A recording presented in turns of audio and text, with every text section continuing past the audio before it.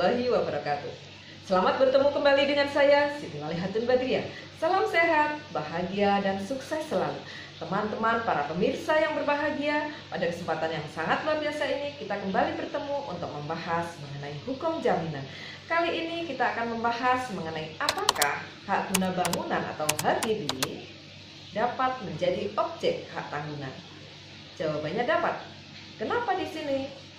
Nah, kita lihat dulu apa yang dimaksud hak guna bangunan itu. Menurut Undang-Undang Pokok Agraria, yaitu dalam pasal 35 ayat 1, di situ dikatakan bahwa HGB atau hak guna bangunan adalah hak untuk mendirikan dan mempunyai bangunan-bangunan atas tanah yang bukan miliknya sendiri selama jangka waktu tertentu. Jadi di sini seseorang memiliki hak atas bangunan atau mendirikan bangunan yang ada di atas tanah yang bukan miliknya sendiri. Nah, kita lihat apakah hak ini termasuk suatu benda? Apakah HGB ini masuk suatu benda?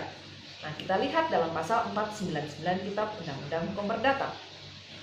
Di situ dikatakan bahwa benda atau kebendaan adalah semua barang dan hak yang dapat menjadi objek dari hak milik atau hak eigendom. Barang menunjukkan benda berwujud atau benda bertubuh, jadi bisa ditangkap dengan alat panca indera. Sedangkan hak merupakan benda tidak bertubuh atau tidak berwujud, sehingga tidak bisa ditangkap dengan alat panca indera.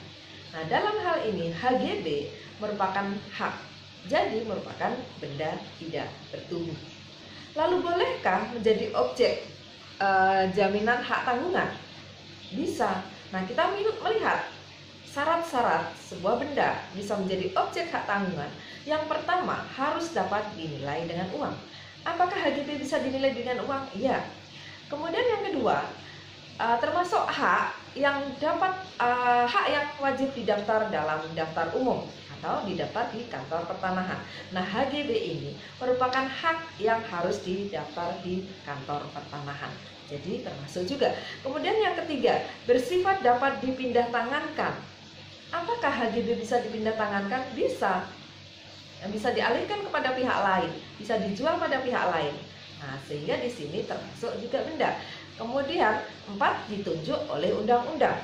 Nah, inilah syarat-syarat yang harus dipenuhi apakah sebuah benda bisa menjadi objek hak tanggungan atau tidak.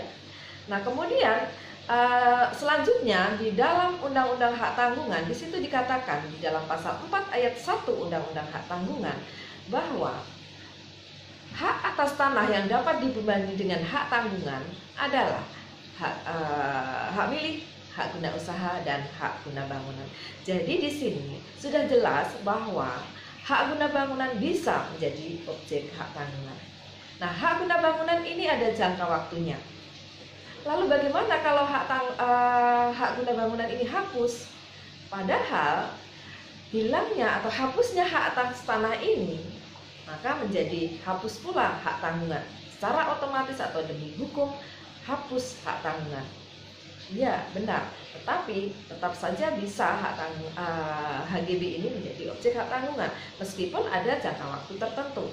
Nah, oleh karena itulah kalau HGB ini menjadi objek hak tanggungan, tentu kreditur pasti harus sudah memperhitungkan kapan jangka waktu berakhir, dan kemudian juga sebelum berakhirnya jangka waktu tersebut seharusnya dilakukan perpanjangan terlebih dahulu. Kalau misalnya jangka waktu